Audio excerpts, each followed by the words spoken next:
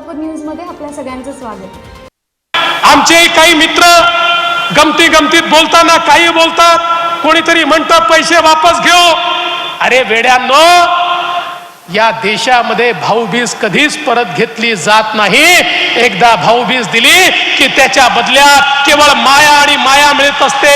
त्यामुळे काही झालं तरी या ठिकाणी एक गोष्ट सांगतो, अरे निवडणुका येतील जातील, कोणी वोट देणार नाही, पण मला विश्वास आहे महामाऊलींचा आशीर्वाद आमच्या पाठीशी असेल आणि जोपर्यंत हे त्रिमूर्तीचं सरकार आहे तोपर्यंत महामाऊलीची योजना कोणाचा बाप बंद करू शकणार नाही।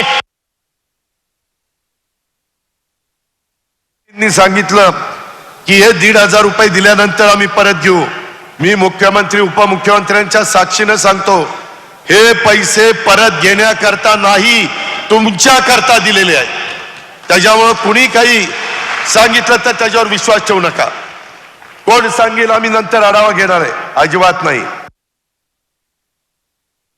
काही लोक म्हणतात ही योजना फक्त निवडणुकीपुरती आहे, ही योजना बंद होईल, पण तुम्हाला आम्ही सांगतो हे महायुतीचं सरकार आहे।